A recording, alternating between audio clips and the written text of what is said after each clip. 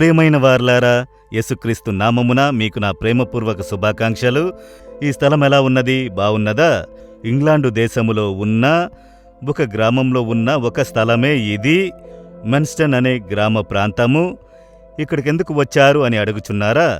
ప్రపంచ ప్రసిద్ధిగాంచిన స్మిత్ విగ్గిల్స్వర్త్ అనే ఒక దైవజనుడు గత దశాబ్ద కాలంలో ప్రభువు ద్వారా బలంగా ఉపయోగించబడ్డారు.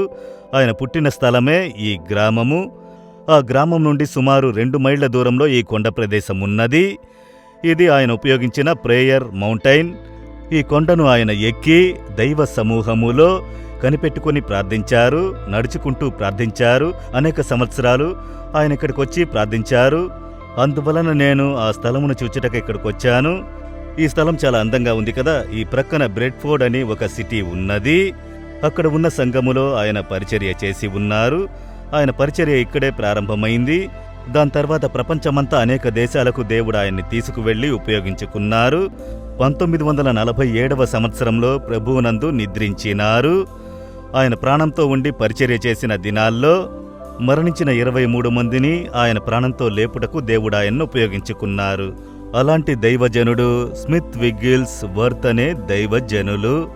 ఇప్పుడు ఆయన మనమరాలు యొక్క కుమార్తె, ఆమెప్పుడు ఆ సంఘంలో పరిచర్య చేస్తున్నారు. ఆమెను దర్శించే అవకాశం దొరుకుట నాకు అధిక సంతోషము. సరే, ఈ దినము దేవుడు నాకే వాక్యం ఉంచినారు అని అనుకుంటున్నారా? యోవేలు 2వ అధ్యాయము 26వ వచనము. దేవుడు చెప్పుచున్నారు, నా జనులు ఇక నిన్నటికీ సిగ్గునొందరు. అదేమనగా మిమ్మల్ని చూసి చెబుతున్నారు, నా కుమారుడ, నా కుమార్తె, నీవు సిగ్గుపడిపోవు. సిగ్గుపడిపోతానేమో అన్నటువంటి భయంతో ఉన్నారా? దేవుడు చెబుతున్నారు, నీవు సిగ్గుపడిపోవుటకు నేను విడిచిపెట్టను.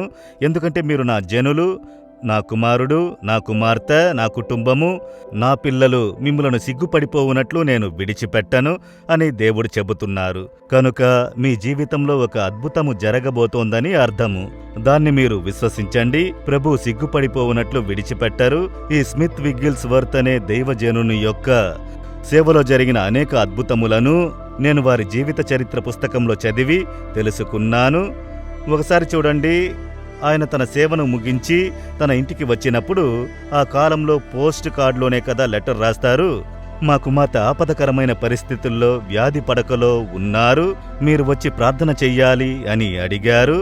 ఆయన పోస్ట్ కార్డ్ని చూసి ఆ అడ్రస్ను చూశారు. అప్పుడు దేవుడు ఆయనతో మాట్లాడినారు, you go and pray for them అని చెప్పి.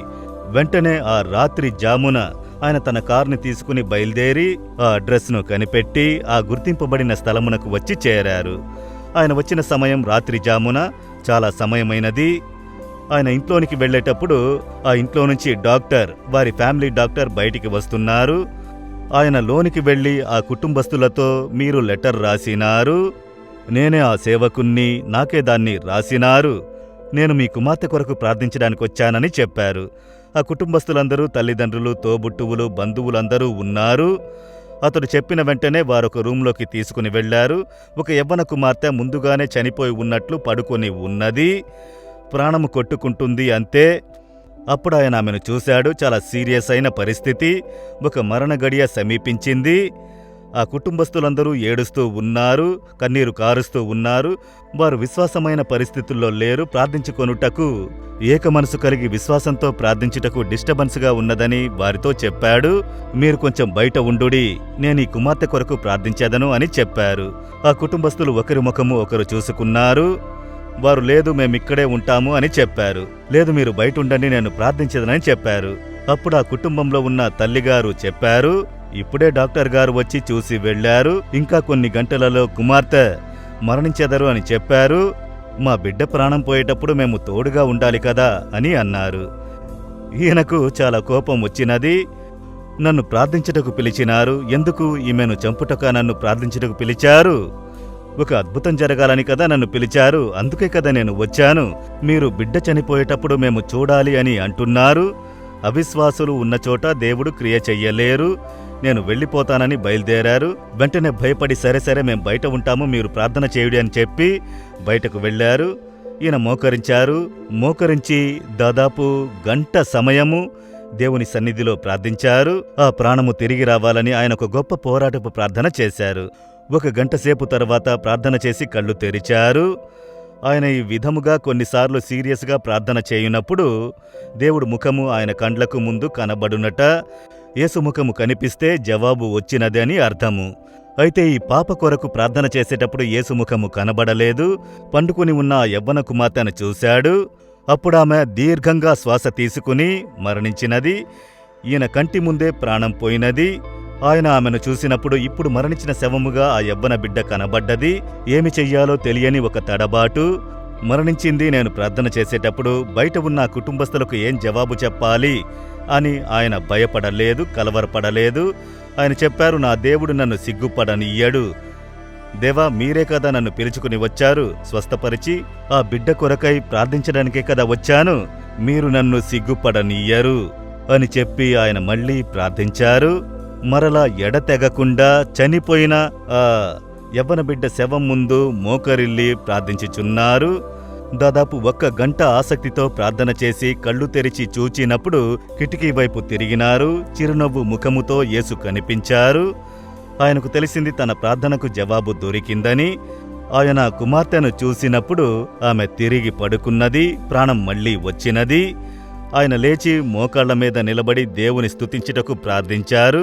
అంతలో ఈ యవ్వన కుమార్తె లేచి ఆ గదిలో ఉన్న ఒక పియానోలో దేవుని స్తుతించుచూ ఒక పాటను ఆమె పాడడం ప్రారంభించింది.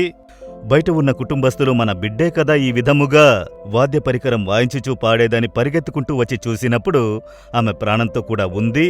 ఆమెను జీవంతో వారి తల్లిదండ్రులకు అప్పగించి ఆయన బయలుదేరారు. దేవుడు ఆయన్ని సిగ్గుపడిపోవునట్లు విడిచిపెట్టలేదు. ఆయన ప్రార్థనను విన్నారు. పరిస్థితులు మారినను దేవుడు అద్భుతము చేసి సిగ్గుపడిపోకుండునట్లు దేవుడు ఘనపరిచారు. మీ జీవితంలోనూ జరుగును. మీరు ప్రార్థించగా పరిస్థితి వస్టుగా పోతుంది, మోసమైపోతుంది, సిగ్గుపడిపోతానేమో అని కలత చెందుతున్నారా? కలత చెందకండి. దేవుడు మిమ్ములను సిగ్గుపడనియ్యనని వాక్కును ఇచ్చారు. మిమ్ములను సిగ్గుపడనియ్యరు. ఈ కార్యములో అద్భుతము జరుగును. విశ్వసించెదరా? ఈ దినమే ఇప్పుడే, దేవా, నేను విశ్వసించుచున్నాను, నన్ను సిగ్గుపడనియ్యరు అని చెప్పండి. అలాగే చెప్పండి, యేసయ్యా, మీరు ఇచ్చిన వాగ్దానం కొరకై స్తోత్రములు. నన్ను మమ్ములను సిగ్గుపడనియ్యరు. ఇది నాకు మీరిచ్చిన వాగ్దానము. నేను దాన్ని విశ్వసించుచున్నాను. అద్భుతమును ఎదురు చూస్తున్నాను. అవమానమునకు బదులుగా రెట్టింపైన ఆశీర్వాదము వచ్చిచున్నందుకు స్తోత్రములు. యేసు నామములో ఈ దినమే అద్భుతమును ఎదురు చూస్తున్నాము. Amen, amen. Jesus redeems Telugu YouTube ఛానల్ను సబ్స్క్రైబ్ చేయండి. సబ్స్క్రైబ్ బటన్ను క్లిక్ చేయండి మరియు బెల్ బటన్ను నొక్కండి. ప్రతిరోజు కార్యక్రమ సమాచారం పొందండి.